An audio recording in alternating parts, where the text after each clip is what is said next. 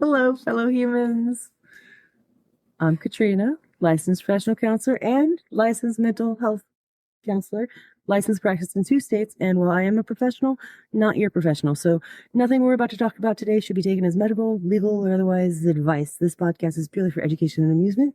That is it. That's a disclaimer. Take my advice. I'm your unqualified opinion and your unqualified co-host, Final Girl M. And I absolutely want you to do what I'm telling you to do. So if you could also subscribe, like, share, comment, in general, just loud the fame upon me. That would be so cool, so nice.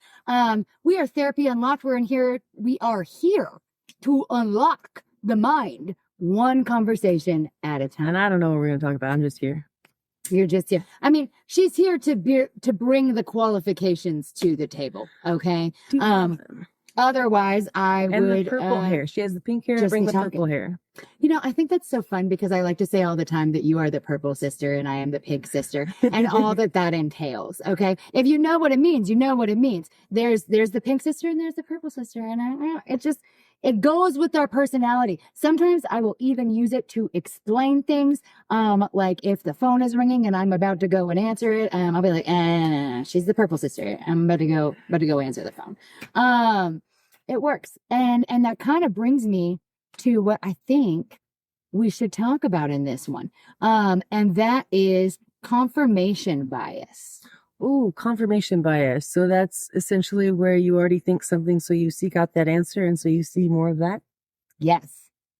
So the way that our society is set up right now, okay, it is so very driven online, so very driven by now artificial intelligence and these algorithms that give us quite literally what we want to see, what we have searched for, what we agree with. Are you saying the algorithms in and of themselves have confirmation bias? I feel like they're little confirmation bias machines. I agree with that. They're basically mirrors. Yes, they are. They are basically mirrors. Absolutely. And, we talked a little bit about this when we talked about AI psychosis, but I think it's having such a significant impact on relationships.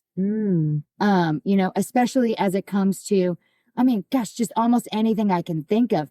Politics. Everybody around you on your algorithm is in agreement with you, but your family member is the outlier. Well, they must be crazy now. That family member must be crazy now. And I'm not even going to put any political party on that. That is basically how we would all feel. If everyone in our algorithm agrees with us and the outlier, even if they are a close relative or friend, I guess I'm a weirdo because a lot of my algorithm disagrees with me. A lot of my algorithm is discourse, civil discourse, but that's what I attune to. Right. So that would be a workaround for getting out of that confirmation bias loop, probably would be to seek out intentional discourse. Intentional discourse as well as cute puppy pictures. I think that's really important too. Finding the way to, kind of break I don't know about you, but there's been a few times recently that my algorithm has become just a source of kind of doom and gloom on almost every application I might use, including Google, just because of current political climates and so one thing I would say is that can happen if you scroll. I don't scroll. I'm not a scroller. I can't stand just hopping on a feed and seeing what's up in the world because it's going to feed me that's the term. It's a feed. It's going to feed me what it wants to. I don't want to be fed anything. So I'm going to seek and find what I choose. So I'll go creep on somebody's timeline. I'll go creep on somebody's posts. I'll go see what I want to see on SCOTUS.com or a .gov website or a data analysis. I won't, you know what I mean? Does that make sense? Yeah. So just for the sake of the clickbait, the therapist opinion is not to doom scroll. Yeah. Don't be fed. Go eat. Don't be fed. Go eat. Go look for what you're looking for. Maybe don't.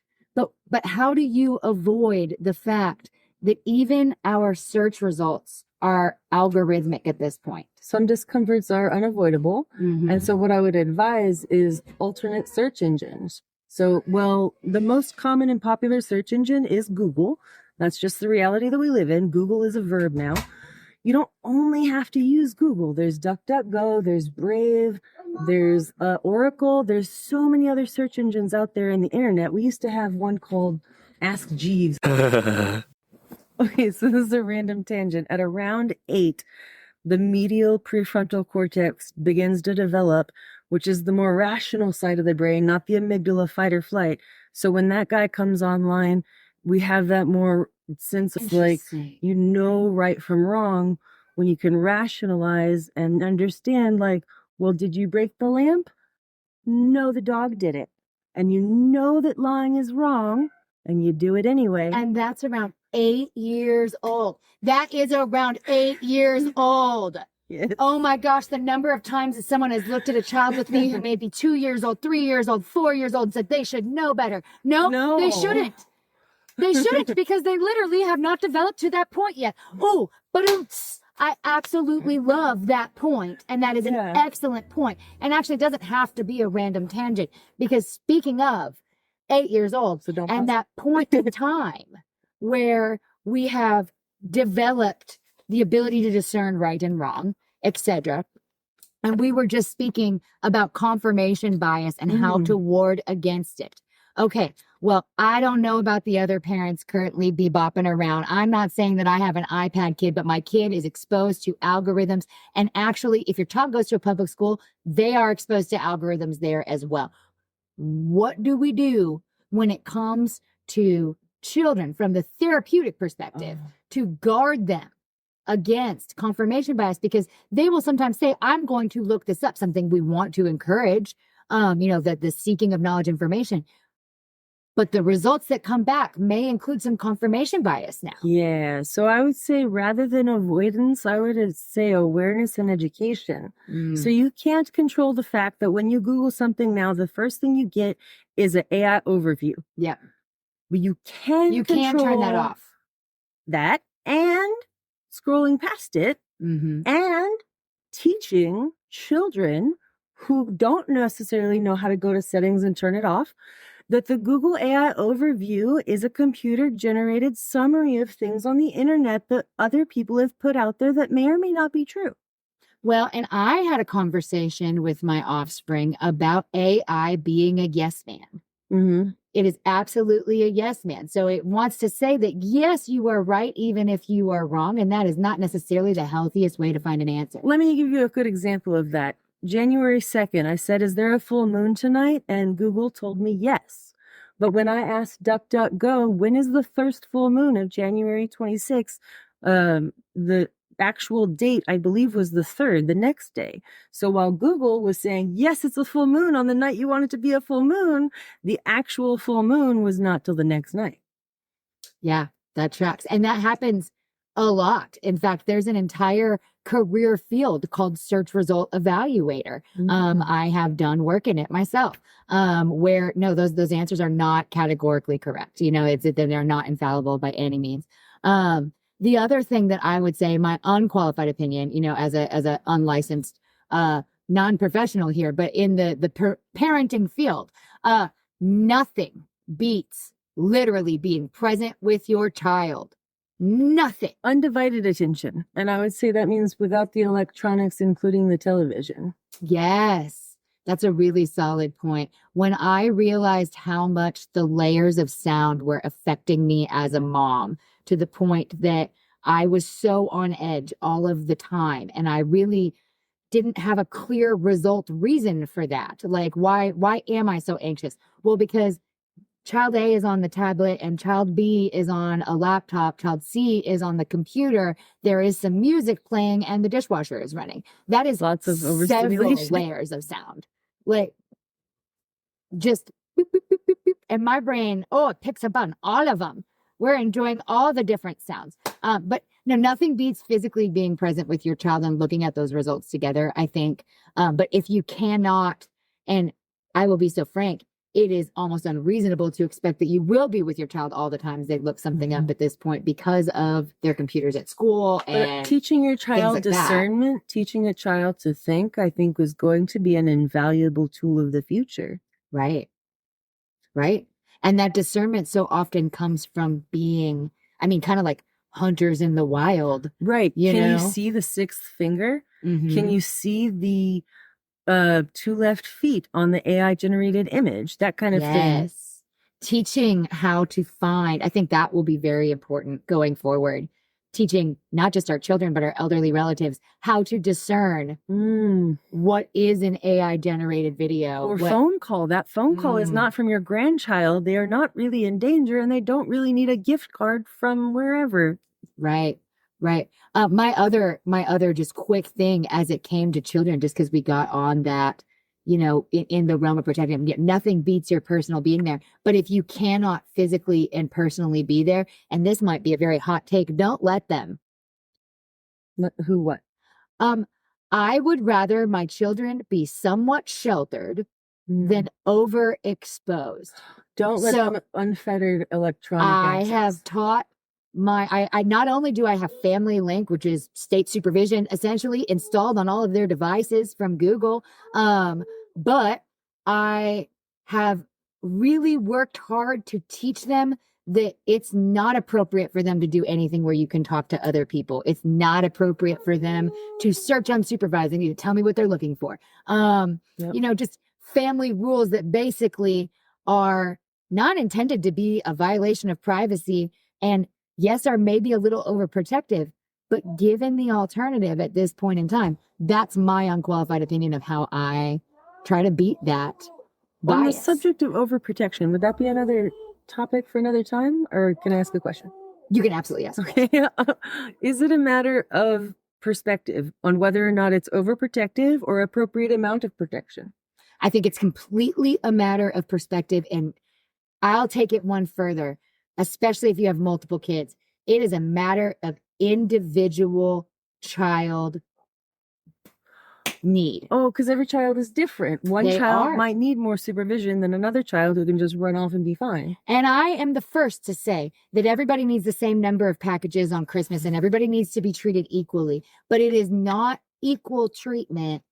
You know, it might be equal treatment, but it is not equitable if you allow a child who is not prepared to be exposed to something that a child who is prepared to be exposed to was exposed to just simply because they hit the same age. You know what I mean? So basically, you know, the be all end all point being, whether it be for a child or for yourself, having the forethought ahead of time to know that what you are working with, your tools, have a bit of a handicap on them. Yeah. Yeah. And I would agree that AI is a tool. It's not a end all be all the rest of society. It's just a thing that is now. And it is not a replacement for therapy. No, don't replace me with AI. AI therapists. I'll plead, don't replace me. Don't replace my people, because we are people. And one of the things that outcomes have shown, as far as like studies on therapy, one of the things that studies have shown, that it is not necessarily the modality that is the magic in therapy, but the therapeutic relationship, that bond that you form with another human being and guide and heal together. Like, that makes a huge difference in the outcome. That makes so much sense. No, it truly does. Not only that, nothing can replace the human element of having a therapist in the conversation. AI is not, at this point, and I feel very confident saying this because I've done work with it, not capable of micro expression evaluation or really just considering all of the history that somebody might have in a built relationship between two people. I don't feel like emotional reasoning possible. Because they don't have them. Right. Yeah, no, it literally doesn't. It's a limited language model. I think that a lot of people get hung up on artificial intelligence, but it is a limited language model. Limited being a very key word here. Like, LLM, yeah. Yeah. Versus your therapist is not limited. They can continue to learn. In fact, they're required to. They have to go back and learn more. I have to do more continuing education than some of the therapists, because I do 20 for Oklahoma and then 30 every 2 years for Massachusetts. Makes so much sense. Yeah. Yeah. No, and I think that lifelong learning professions are the ones that AI is never going to be able to fully replace. Yes, that makes sense. Yeah. So just to recap, so our confirmation bias conversation here is that essentially our tools right now, our tools for research, our tools for receptiveness, adult to child level, they all kind of have that algorithm tilting them towards agreeing with us.